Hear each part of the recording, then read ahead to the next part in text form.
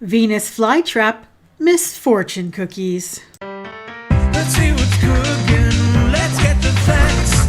Let's see what's cooking. It's time for Yo-Yo Max 12.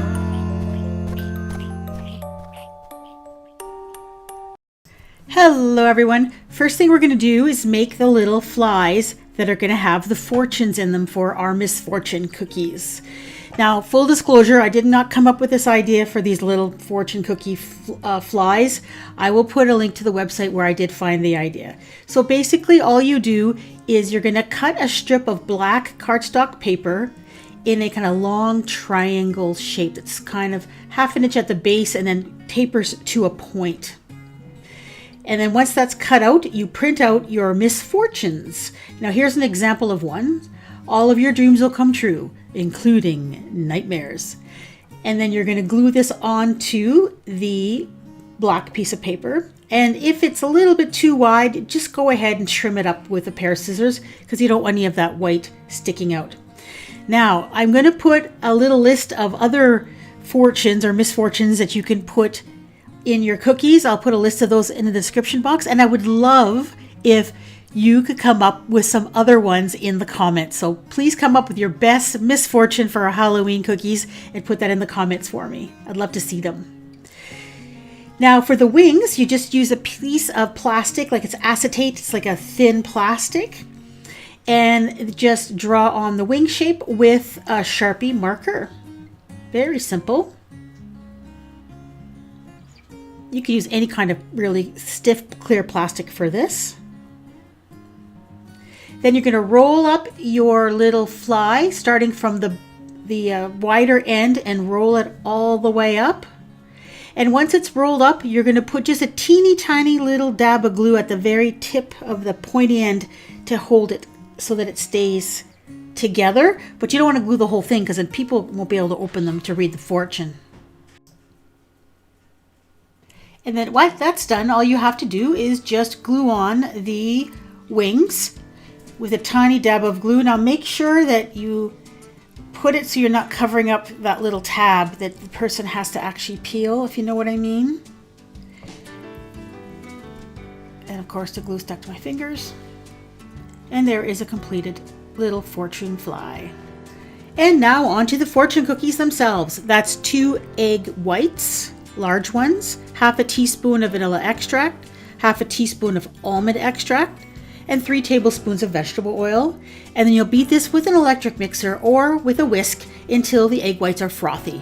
Not stiff, just frothy. Then you'll blend your dry ingredients, which is 1/2 cup of all-purpose flour, 8 tablespoons of sugar or half a cup of sugar, 1.5 teaspoons of cornstarch, and then just blend that together until there's no more lumps. And then I'm adding 1/4 teaspoon of salt and then the rest of the dry ingredients in with the egg white mixture and blend that until you get a nice smooth batter. It'll have the texture of kind of runny pancake batter. Then you'll take a small amount from that in a small bowl and you're going to tint that red. That's going to be for the little tongues for our little Venus flytrap monsters. And I would guess that that's about 1/4 cup. I wasn't sure how much I was going to use. And then I tinted the rest of it green and stirred until it was evenly distributed throughout that batter. Then you're going to put tablespoons of this batter on a cookie sheet. Now the cookie sheet should be greased, lined with a silicone mat or with some parchment. And you're going to spread the batter into about a 4-inch diameter circle roughly. You just want it to be nice and thin. Now this recipe actually comes from a really old video of mine from about 12 years ago for how to make fortune cookies. I'll link it in the description box if you want to go look at that video, if you want to make regular fortune cookies. Spread it around, and I think if you're going to make these for the first time, I would start with maybe only like 3 of them on your cookie sheet. I put like a bunch of them, but because I've done this before, but I would start with maybe 2 or 3 just till you get the hang of it. Then I made little tongues with that pinkish batter, and then I made additional little green vines, and that's kind of what the body of the little Venus flytrap is going to be, and I did them in different shapes. Now these are going to go in the oven at 300 degrees for about 20 minutes until they're kind of dry to the touch. Take it out of the oven and immediately take it off with a spatula and bend it right away. Start bending into the shape of a Venus flytrap. You have to work quickly here because as soon as these cool, they will just crack and break into a million pieces. So you have to work quickly. Now, I find that if for some reason your cookies, if you do too many at a time and they start getting too hard, just put the cookie sheet back in the oven, let it warm up a little bit, and then you can refold them. And then for the tongues, I just put a few of them over top of a chopstick and I just bent them on either side to make that kind of a tongue that's got a little bend in it. And I did the same thing with those little vines. I put little bends in the ends. You have to do these while they're hot, which is kind of hard in the fingers, but it's not that hard to do. Let those things cool off. And for the teeth, I'm using slivered almonds. Now, a bag of slivered almonds will probably have some little teeth that'll be exactly the perfect size. You won't even have to cut anything. But if they're all too big, just cut them with a sharp knife into little slivers. And I whipped up a batch of regular plain old buttercream, tinted it green, and I'm piping it on the edges of that cookie. And that's going to give us kind of like a cement, so to speak, to put our little teeth in. You could probably get away with using chocolate as well. And then I'm using a pair of tweezers to put the teeth in, but first I'm going to add the tongue. Just press it into the frosting. And here we go with the teeth, and just press them into the frosting, and they actually hold pretty well.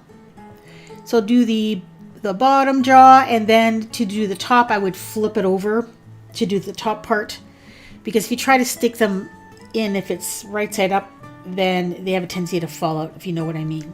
Now, once you let these sit for a few minutes, that buttercream will get kind of dry and crusty a little bit, and it'll hold on to those teeth very, very well. Then a little dab of frosting on the little vine or the stem, and then add the flytrap part, and then a little tiny dab of frosting or a dab of chocolate, and then you're going to glue on that little fortune. Put it right on there. And you're done. Now, obviously, if you make these, you have to tell people that the fly actually has a fortune in it, and that not to eat the paper and the plastic. Now, I think for most people this would be a no-brainer, but you know, if you're serving this to little tiny kids, obviously they're not going to pop the whole thing in their mouth the way it is with a plastic fly in it. So you're going to have to use your common sense. And if you don't like the idea of using a fly like this, then just make a regular paper fortune and just tuck it into the back of the little throat of that Venus flytrap, and you're good to go. Halloween is one of my most favorite times of year, especially when it comes to video making, and I've done quite a few Halloween videos that I put on a playlist, so please go ahead and check it out, and thank you so much for watching.